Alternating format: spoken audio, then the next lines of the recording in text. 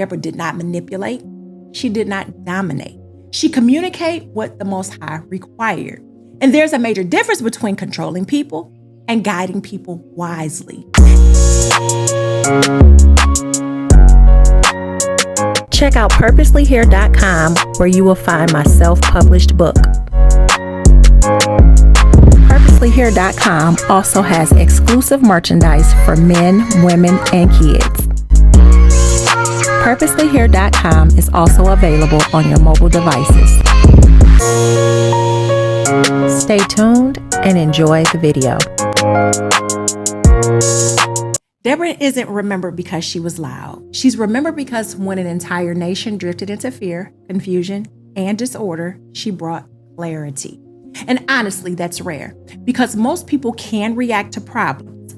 Very few people know how to discern them correctly. And that's what makes Deborah important. Her story is not about ambition. It's not about competition. And it's not about a woman trying to prove herself. It's about what happens when wisdom, discernment, and obedience to the Most High become strong enough to steady other people. And that's what we're going to explore today. This is another part of our series, Great Women of Scripture. And today we're looking at Deborah, a prophetess and a judge in Israel, whose life teaches us about discernment, righteous counsel, and courage rooted in wisdom. Now, before we go further, Deborah's story exists within a specific moment in Israel's time. The nation was unstable. Leadership was inconsistent.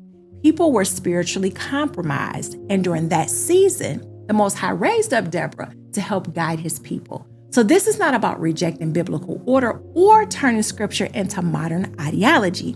It's about understanding that godly wisdom carries responsibility. And Deborah carried that responsibility seriously. One of the first things we learn about Deborah is this. People trusted her judgment.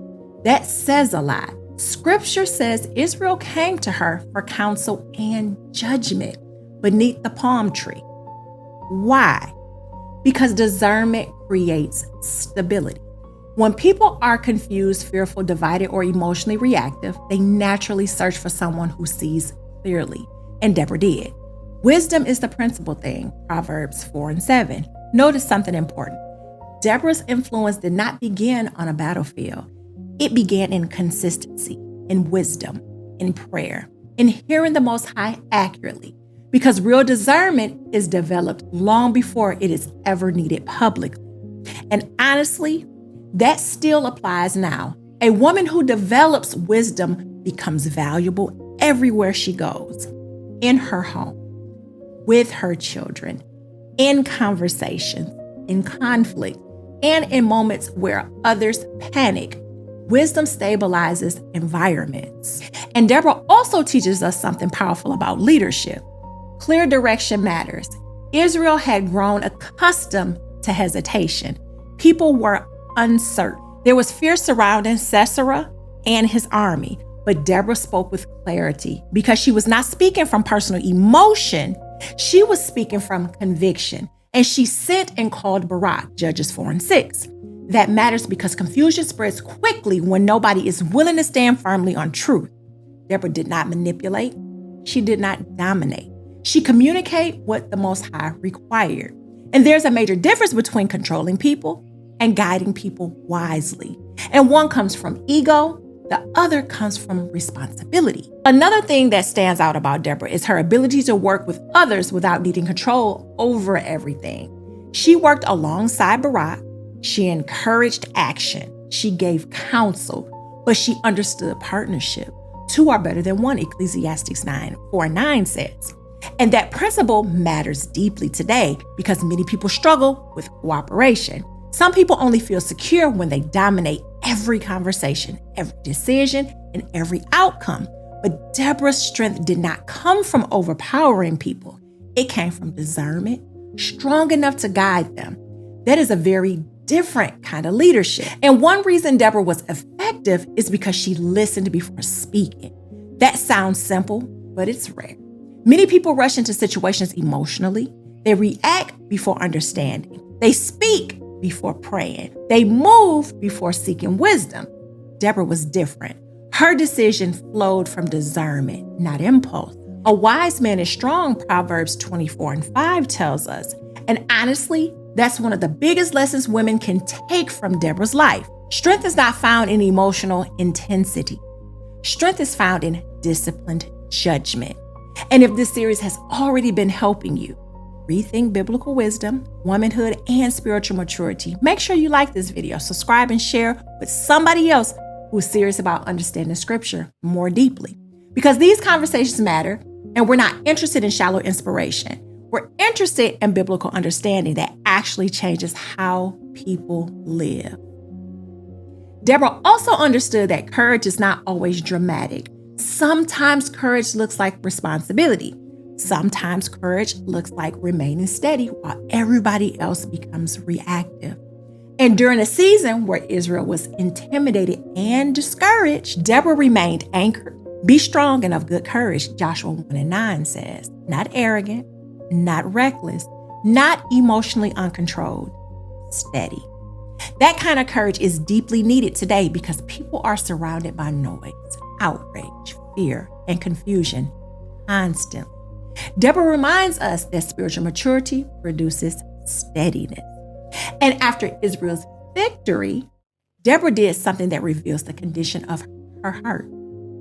She praised the Most High openly. She understood that deliverance belonged to the Most High, not to human pride. Praise ye Yahweh, Judges 5:2 speaks. That's important because wise people understand they are stewards, not owners, of the gifts the Most High gives them. Deborah did not turn victory into personal elevation. She turned it into worship. And that perspective protected her from pride. But maybe the greatest lesson Deborah teaches is this: a woman rooted in wisdom can influence generations, not because she is trying to compete with men, not because she is demanding recognition, but because discernment naturally affects people. Deborah brought order during disorder, clarity during confusion, direction during uncertainty. And people benefited because she was willing to remain faithful to the Most High. For the Most High hath not given us the spirit of fear, 2 Timothy 1:7. That means wisdom and courage are not opposites. Under the Most High, they work together. So when you look at Deborah, don't see just a woman in biblical history. See the power of discernment guided by obedience, because Deborah teaches us that wisdom is not passive. Discernment is not weakness. And steady leadership matters deeply in chaotic times. And maybe the real question is this: are you developing the wisdom that brings peace, clarity, and stability to the people around you? Because Deborah's life proves something important. The Most High can use a woman who listens carefully, judges wisely, and remains anchored in truth. This is another part of our Great Women of Scripture series. Next, we'll continue with women like Abigail, Ruth, Esther, and Hannah, each carrying different lessons about obedience, wisdom, endurance, and faithfulness. Because every one of these women reveals something unique about walking with the Most High. And Deborah reveals this clearly. Wisdom guided by the Most High has the power to steady entire environment. Thank you all for watching. Please make sure you like, share, and subscribe to this channel. And do not forget to check out my website, purposelyhere.com. Also, be on the lookout for my latest book, A Book of Accountability, that will be on shelves June 8th. Until next time, you all stay safe and peace.